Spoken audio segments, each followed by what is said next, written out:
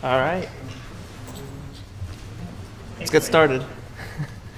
I mean, you talk one night, so I figured gotta wait for everyone, you know. Hey everyone, how you doing? That's okay. So this is indie game, the post-mortem. We're doing a post-mortem of the indie game as a phenomenon. So a little bit about me. I'm Seth Alter. I've been an indie developer since 2011. I have been doing that. I did that full time from 2012 to 2016. I help organize Boston Indies, and I make games that are like they're pretty weird, and they make you feel bad or sad or shitty or something. I made Neocolonialism, which is a game about extracting as much wealth from the world as possible.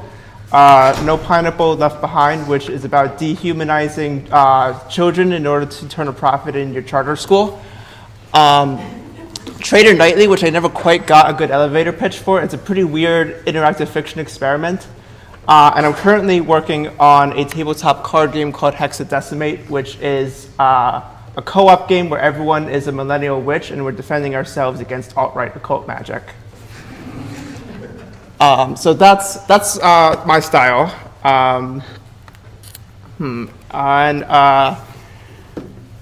So before I get started, I just want to say that I think that all of you are wonderful and very talented.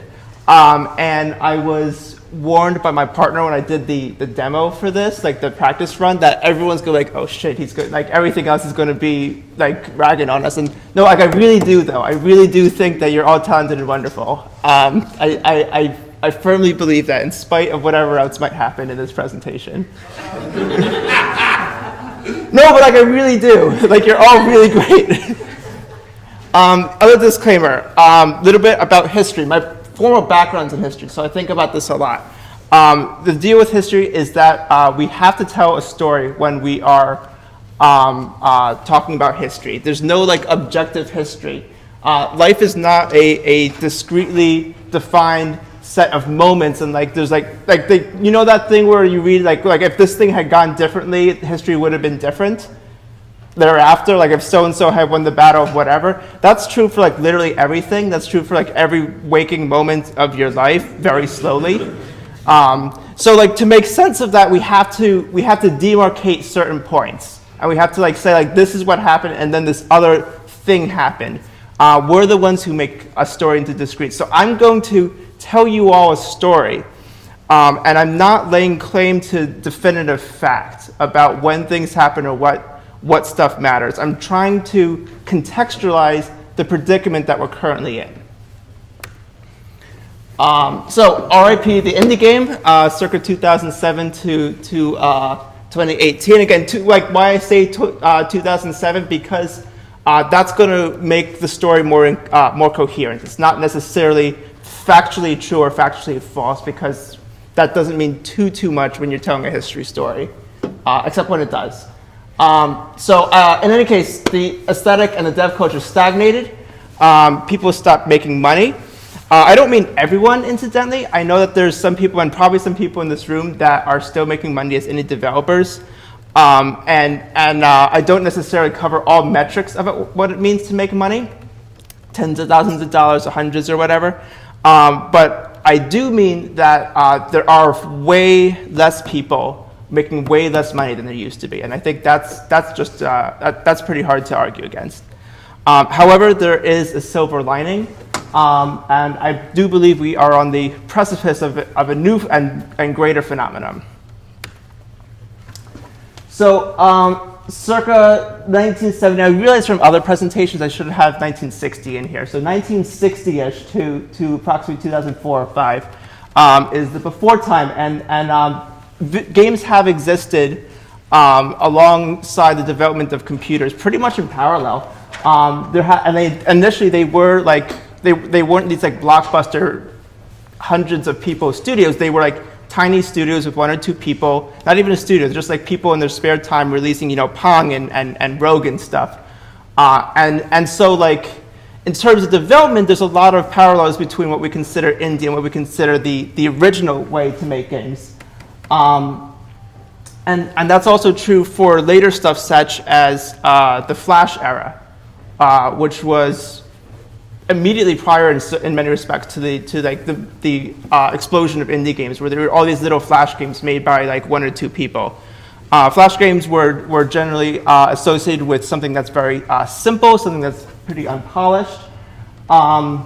What differentiates both these like original games and the Flash games from what we think of as indies, in my mind, is that they're in a different cultural context, and especially with like the Flash games, they were generally associated with like a weird fringe culture of freeware. Like you could go on to Newgrounds and kind of dick around and find something cool, or if it's not on that, you'd have to just somehow know what you were looking for, but otherwise you weren't going to find it. And only a few people were really intensely into this, unless we're talking about something you did between hours at work.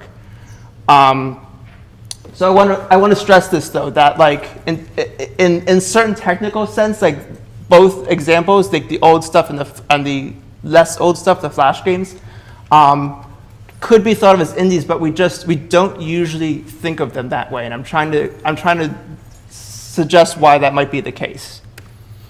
So from 2007 to 2009, there's this the indie game phenomenon begins to grow, and indie games are sort of this like niche sleeper thing. The internet got a lot faster, so we could start downloading larger files, because indie games were never associated with, well, never is a strong word, but not for a long while associated with like a physical copy, right? Like these weren't going to be found in game stores. Remember game stores? Remember like do you remember like renting? I rented like 1 million Game Boy games at Blockbuster, and like that was like a thing you did. And like you would never find indie games there. That was a huge part of what separated them from what we thought of as the mainstream. So they were these like weird things you could only find online, but it was easier to get them. It was possible, though very hard, to put them on Steam. And the tech that's used to make them was getting easier to use. So at this point, they were sort of like a phenomenon, but you had to know a lot about video games to have heard of them. Like if you played a couple games, you might not know. If you're a gamer, you might know about this at this point. And there were with a few breakout hits. There was World of Goo and a couple other things. But I think, in my opinion, what really changed the entire scene was the release of Braid. And Braid had, in 2009, had superior production values and pretentious writing, which combined totally changed everything. And now indies could be associated with something that's very well designed and very well refined.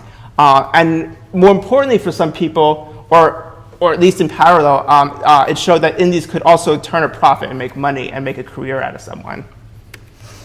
So from 2009 to 2013, indies became associated with a viable, albeit risky, career. There was a lot of game engines that suddenly became available for either cheap or for free, and many of them were increasingly easier for beginners to use, such as Game Maker or RPG Maker or RenPy or Unity 3D. And indie games became this thing that made a few people a ton of money, and it became increasingly possible to reach larger and larger audiences. And I think nothing exemplifies that better than the release of Minecraft, which Minecraft had been around this whole time, but it was the 1.0 came out in 2011, so that's why I have that number down there. And Minecraft started out as the most indie, and it ended up being this tectonic pop culture shift, the likes of which we haven't seen from a video game since Pokemon Red and Blue, or maybe The Sims. But to this day, any kid with ages between 3 and 15 with an ounce of dork in them has heard of Minecraft. It completely changed pop culture society as we understand it. And all of a sudden, everyone wanted to be Notch and have this runaway hit, mostly via word of mouth, that starts small and kind of snowballs.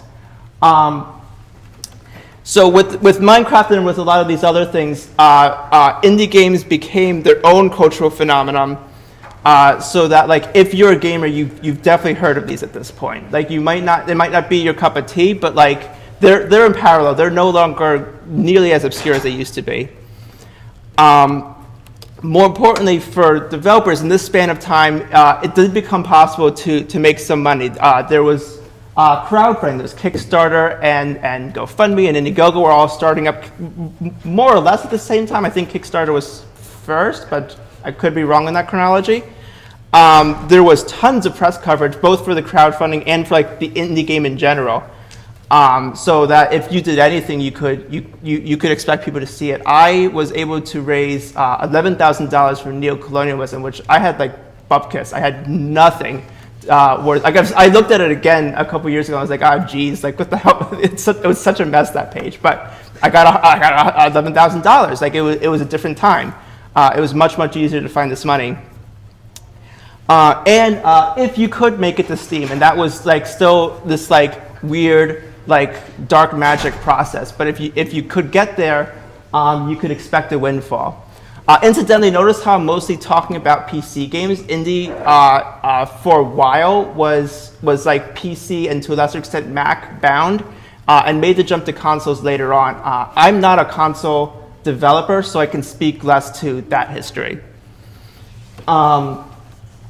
So with this explosion in like a viable career path, which again, indies was not associated with until this phase, there was a lot of people that were very passionate about this like weird and upcoming thing that was starting to turn into its own scene, and people wanted to like learn from each other and just like have some sort of like friendly, camaraderie, and this is therefore approximately the time that Boston Indies got started.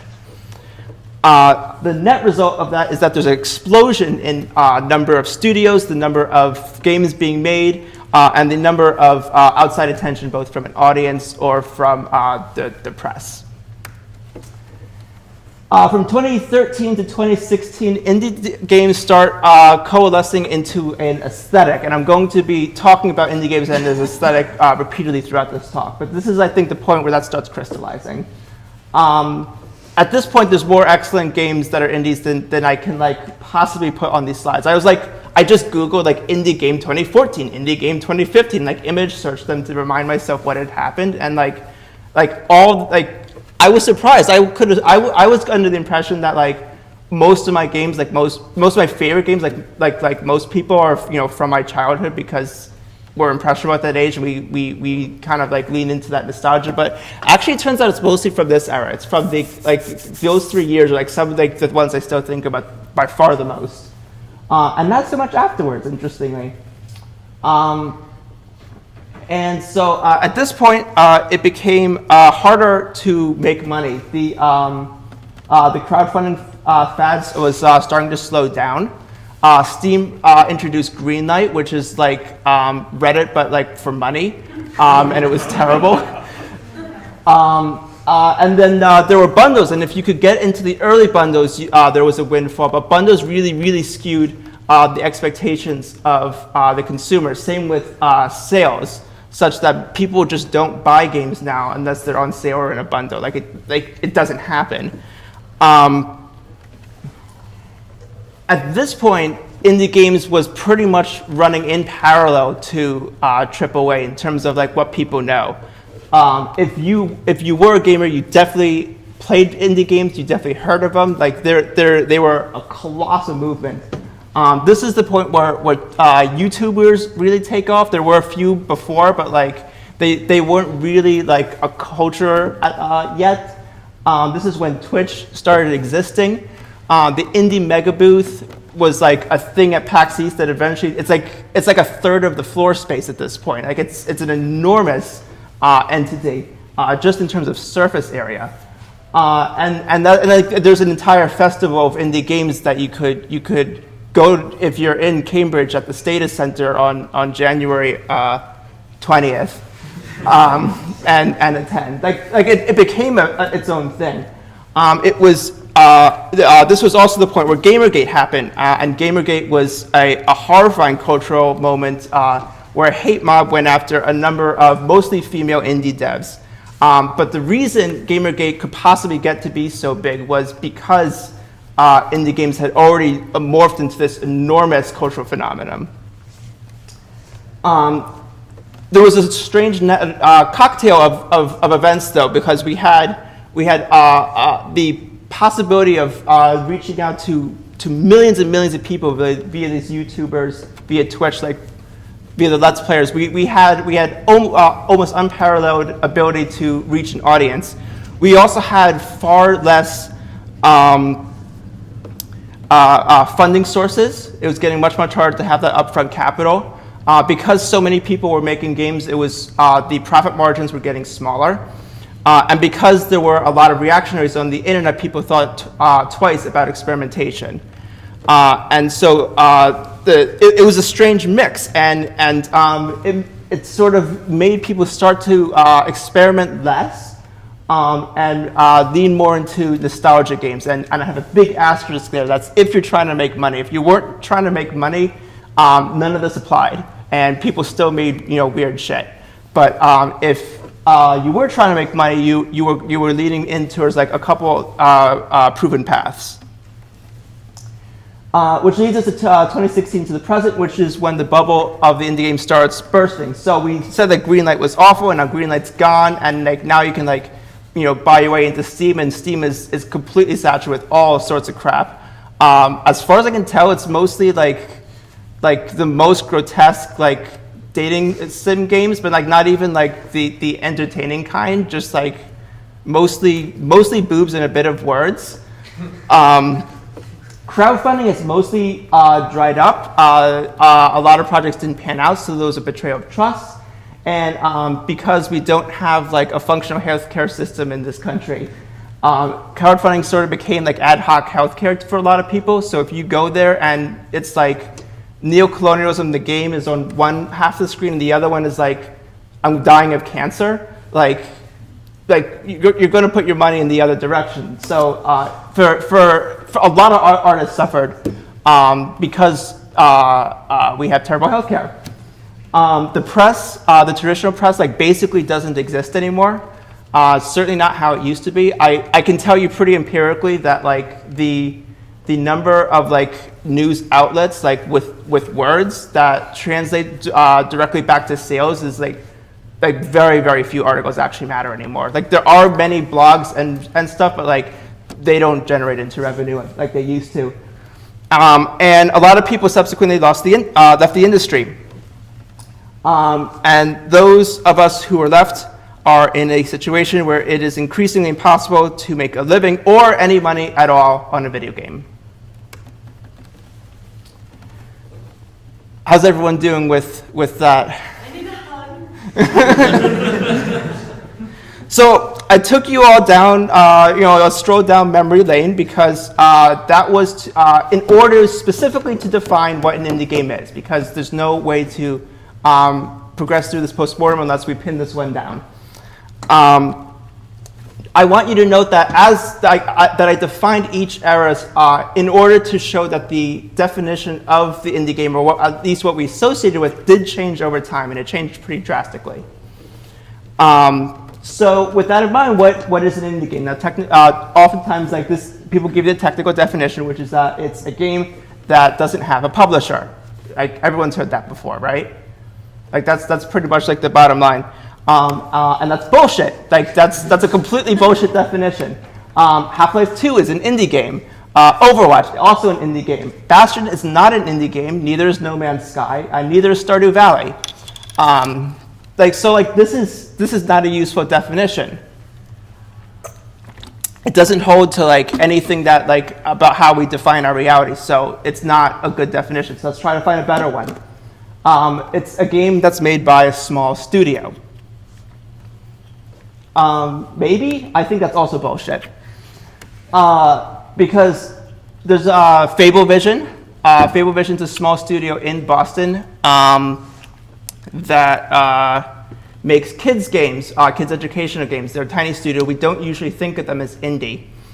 Then we run into problems where like small studios can make weird things like walking sims, and then we get into like endless pedantic arguments about what a game actually is. And we can go around in circles for that for a while.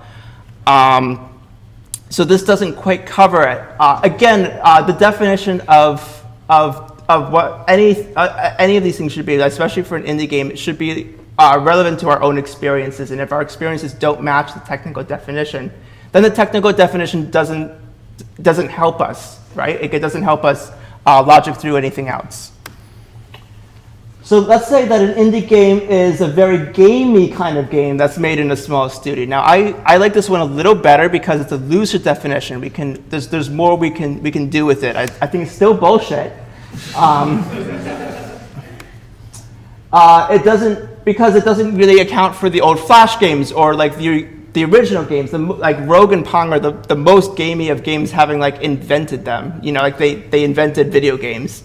So they're the most. That they would all fit this definition I have up on here, but we don't usually think of them as indie games.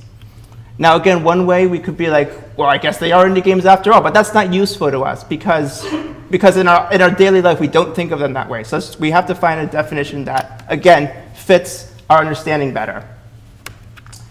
And so what I came up with is that indie games are an aesthetic and a scene. And this one I think is sufficiently loose that it does in fact cover my understanding of what it means to be indie and be a game. And by an aesthetic, I mean there is a particular indie aesthetic that a lot of indie games have sort of rallied around and that is sort of coalesced into. Indie games are platformers or top-down twin sticks. They have chunky pixels or voxels if you're feeling very edgy. They have chiptune. They have a shaky camera if you like fire a cool effect or if you take damage. And they definitely have roguelike elements. This is the indie game.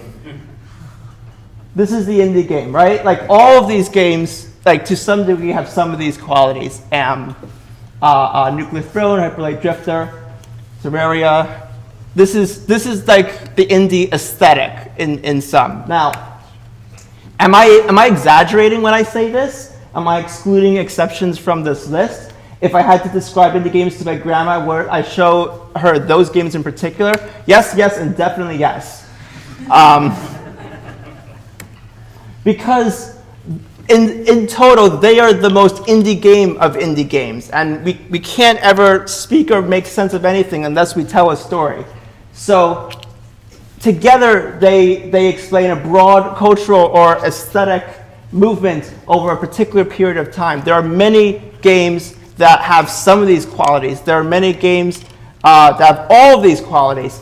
It's a loosey-goosey definition. I'm not trying to like have like a technical hierarchical solution to this. I'm saying that like there's in a broad sense, if you put all those games on the same slide, like this is what it means to be indie. Like this is the indie style, and different games are within this pile to different degrees. On top of that, I think that the indie thing was also a scene, and like there was a very particular way of there's a particular way of dressing and a particular way of talking, and a vague unity about like something about self-sufficiency. People basically either were making games for a living, or they aspired to, or they wanted to know people who were doing that, or learn from them. But like there was a to a degree there was an economic sense of unity as well. And if you weren't part of that, like, well, this is my bold claim. Indie games were an aesthetic and are an aesthetic and a scene. There are certain art and design direction and a certain career or lifestyle. That's the easy part. Here's the harder part. If your game does not fall into that indie aesthetic, it's probably not an indie game, and that's okay. I made a couple games, really one or two, maybe one, that I would say fall into the aesthetic, and the rest, like, I don't think it's an indie game.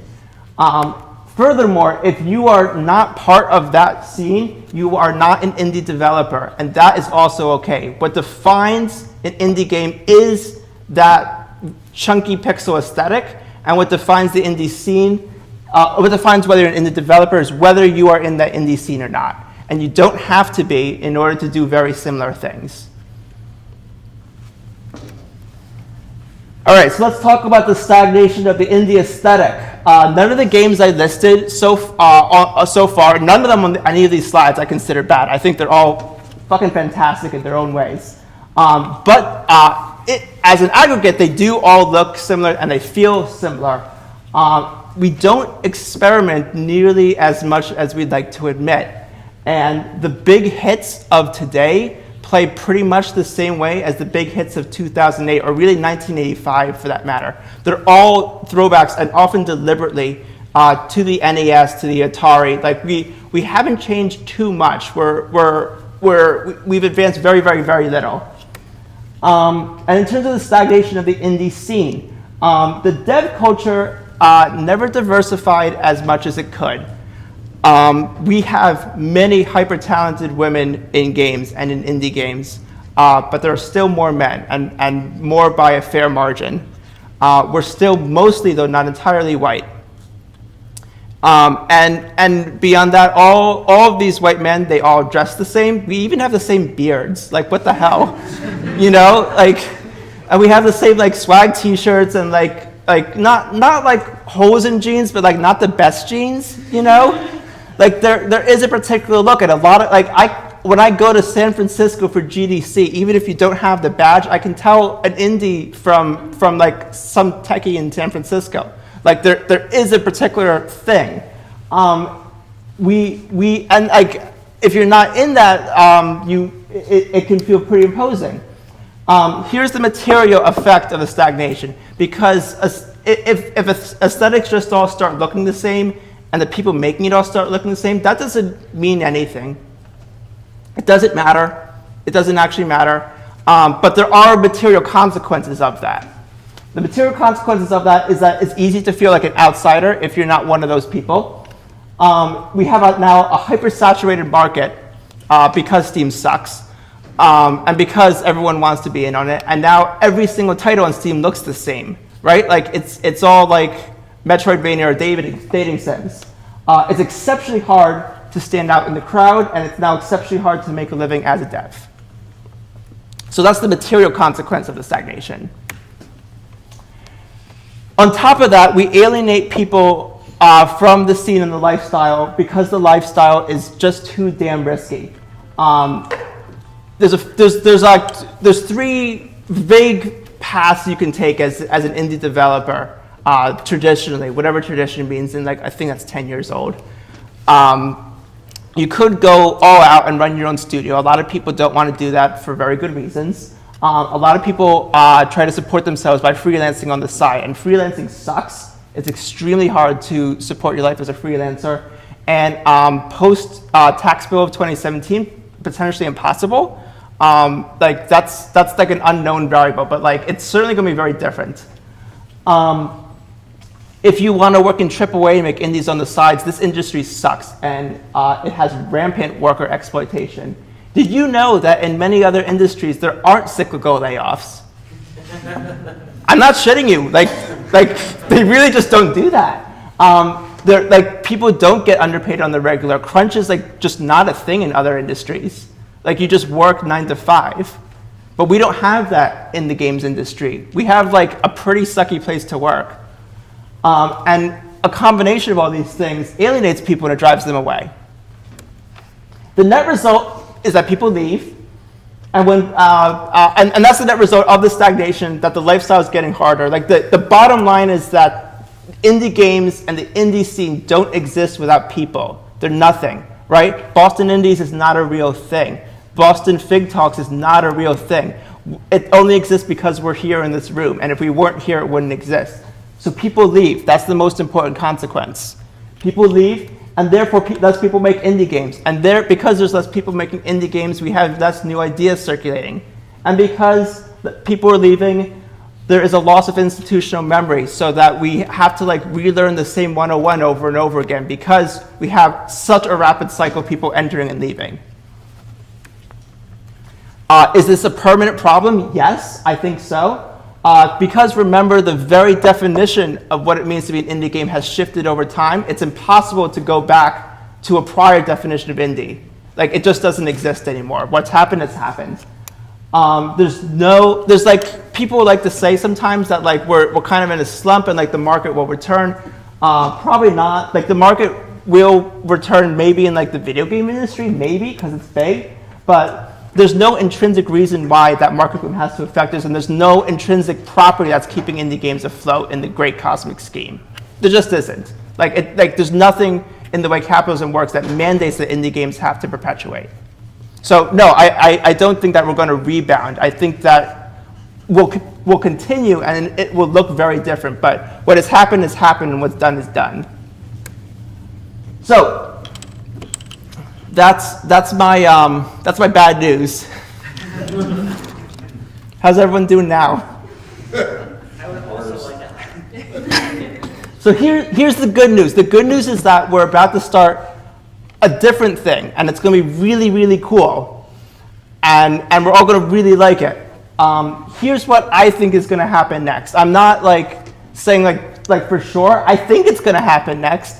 And I also want it to happen, which definitely biases what's up here. First off, the indie game is going to dissolve. There's going to be there's going to be a lot of them. There's still going to be a lot of them, but they're going to be kind of like indie music or indie film or indie bands, where like you kind of just like get a bunch of friends together and you make a game, and you don't necessarily expect it to sell, and you flood the market with them. But like that's no longer like it's no longer as relevant to your life, whether it stands out or not. People won't really care about them, not the same way that they did. And by people, I mean not people in this room, other people, the people who buy them or talk about them. No one will, because no one's going to be making money, the indie scene will start to lose its inner coherency. And there will be less of a boundary between who's making them and who isn't.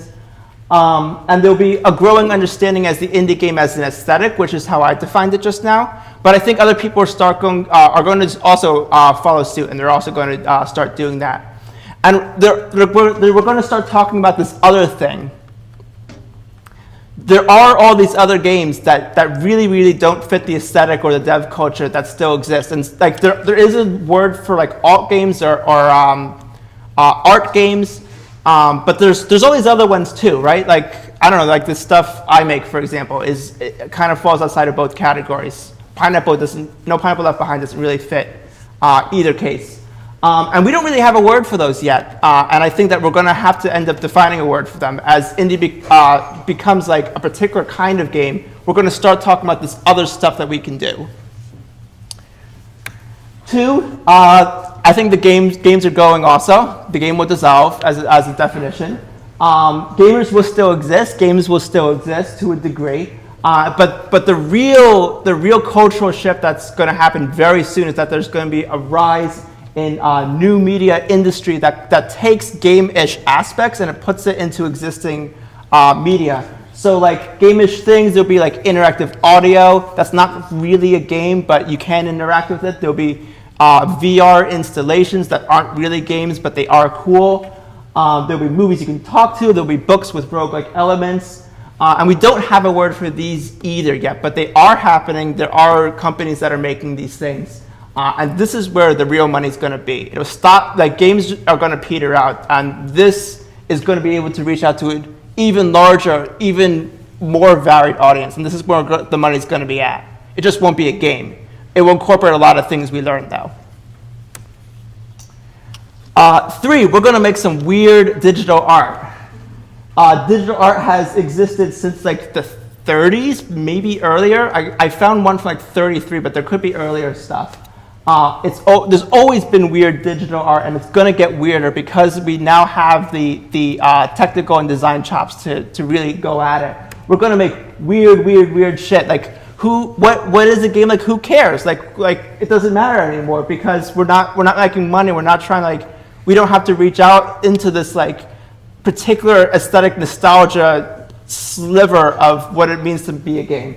If we're not making money, we could just like make weird shit, right? Like we could make like games that you don't win or like games you don't play. We could make like a let's play of games that don't exist, right? Like how cool would it be if there was a game that's like the reflexes are just too fast for people, so like you machine learn it, like get a machine to learn it, and then you let's play it. Like Like, that'd be fucking awesome, right? Like, that'd be really cool to watch. Like, we could just do that now. Like, it doesn't matter. Nothing, we could just make cool stuff. And we will therefore have to start understanding ourselves as artists and not as engineers. Like, we're all artists.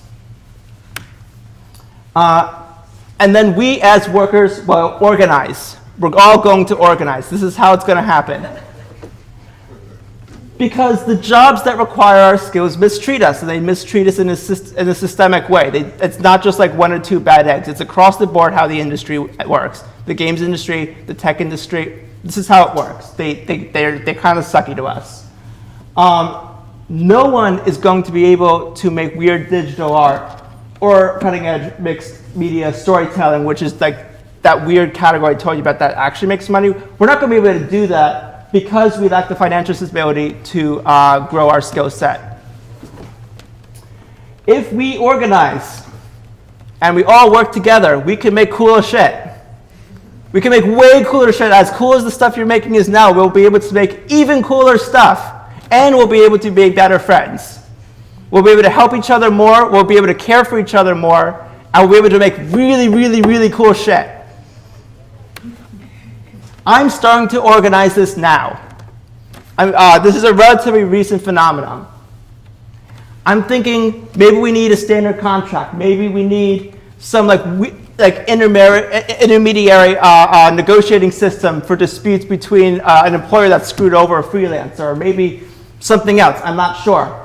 I'm starting to organize a committee of 5 people, and I picked 5 because, I don't know, how do you pick a number when you're making a game, right? Like how many enemies should be in this level? You're like, oh, obviously 12. Like, how the fuck do you know that? So 5. I'm just going with 5 because game design instincts. So I'm going with 5.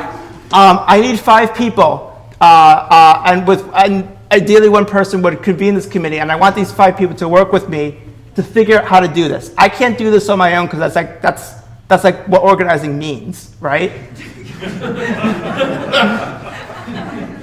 So I can't do it on my own. I need 5 people. If you want to be in on this, talk to me after. In conclusion, the indie game is dead or dying. That means we can start making cool shit. Some of it is going to be designed to make money, and some of it is not going to be designed to make money. Most of it will be like game-ish stuff rather than like strictly speaking a game. But we can only do any of this. The only way any of this is possible to get out of our current predicament is if we reinforce existing support structures. Thank you.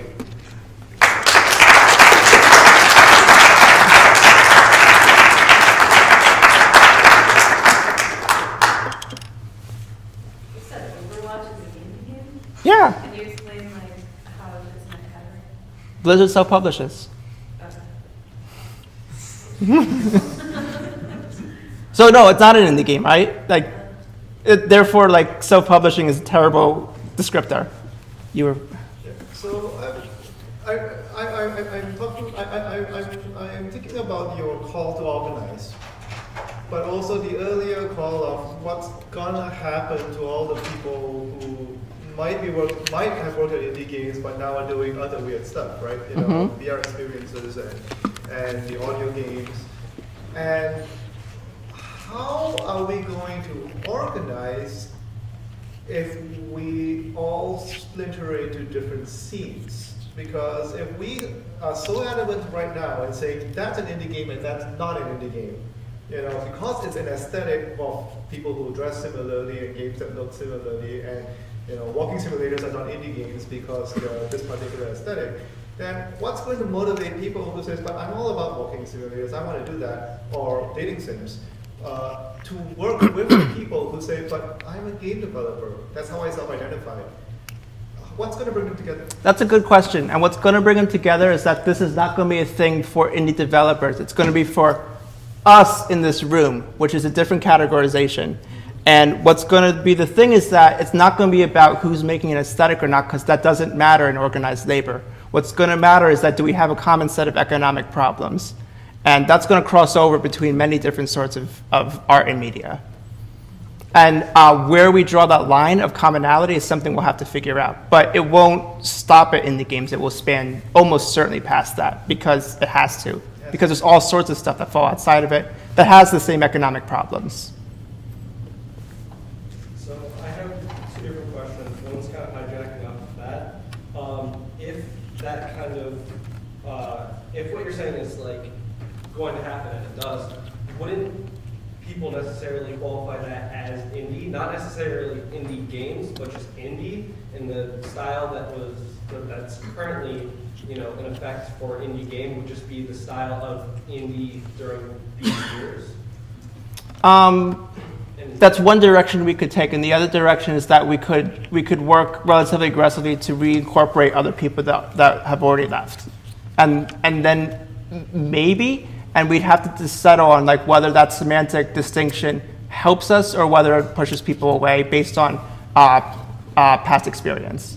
But my second question is, so if people are leaving the indie game scene to do this type of stuff, and people are leaving because the indie game scene is falling apart and decaying, wouldn't that mean that the indie game scene is now smaller and hence there's more room for actual success?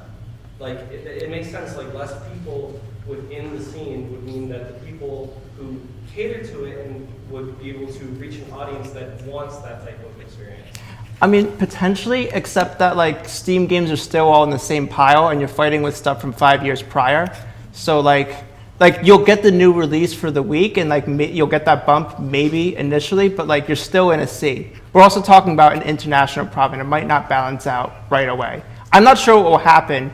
Like it's like who knows what Steam would do next, right? Like that's a little harder to predict about like what's going to happen if people stop making games and like new releases slow down because like it's moved on. I don't know. Steam also has software, right? Like maybe people still release stuff, but it doesn't look like games, and it's still hard to stand out. It's hard to say because Steam's like way of doing stuff just shifts a lot. In the back.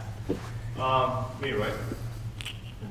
You mentioned that things are going to start getting, more gamish, and they're going to somehow complement or work with movies and books. If I were to talk to those industries, I think they would also complain about the fact that they're drying out and they're dying.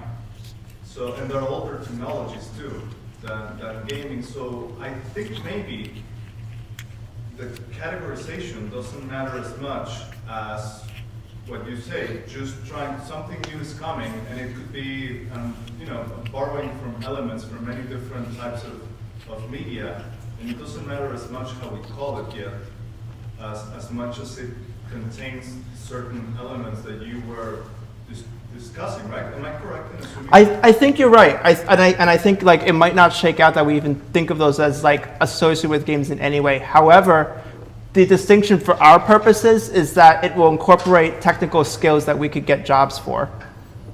Okay. Right, like it'll involve design and technical principles that we have experience in, and like they might not be thought of as games, but it will shift in that direction.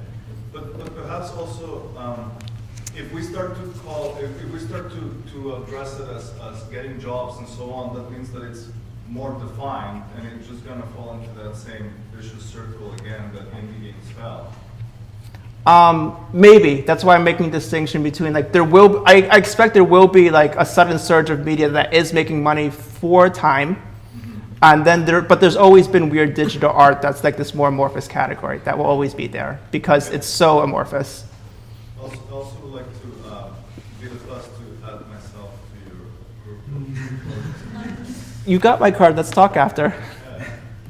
I'll be the president. The vizier. Caleb?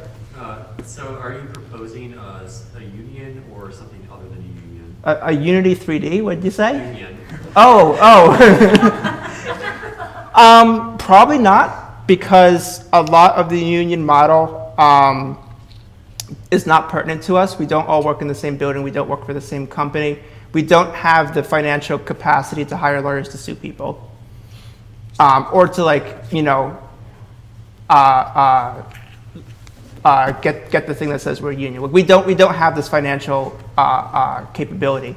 and we don't have the same financial problems. So I'm proposing that we take some things from guilds, some things from unions, and some things from other organizations, and try to fit together something that is union-esque but makes sense for us. Do you think there are lessons we can learn from indie music or indie film, which sort of went through a similar boom-bust cycle, but a little earlier because they're older media? Yeah, for sure. But yes, we can. And then there's some things that are unique to us because we're so near to the tech industry, which is still making a lot of money, that we have some problems unique to us. But yes, we could absolutely learn from other niche art because it's all art in the end.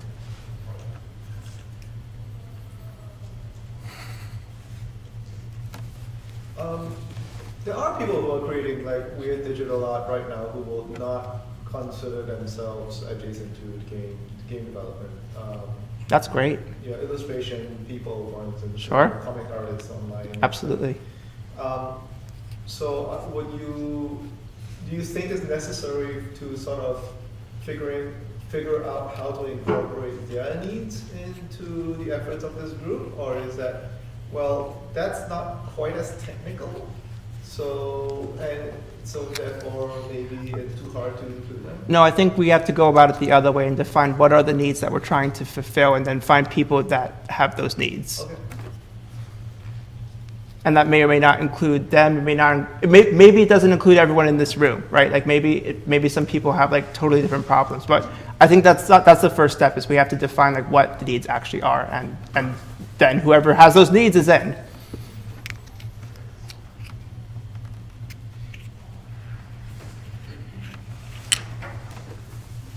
So I feel like a lot of this is very much tied to Steam. Do you think that this whole bubble sort of situation would still be what it is now if Steam was better curated or less filled with garbage, or if there was a competitive online distribution store that's like more general than like Uplay? Didn't help. I think we would have still had a bubble, but maybe it would have lasted longer. Maybe it looked really different. They definitely screwed up.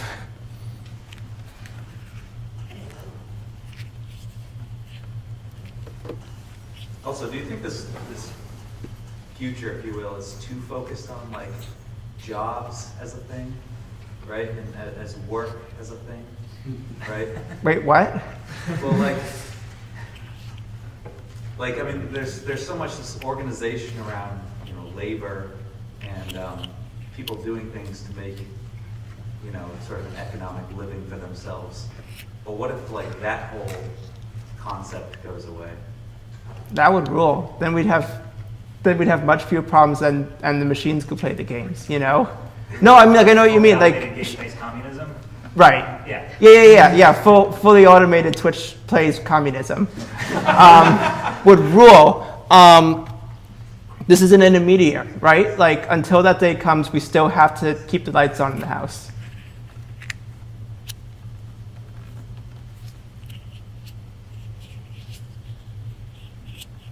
That everything?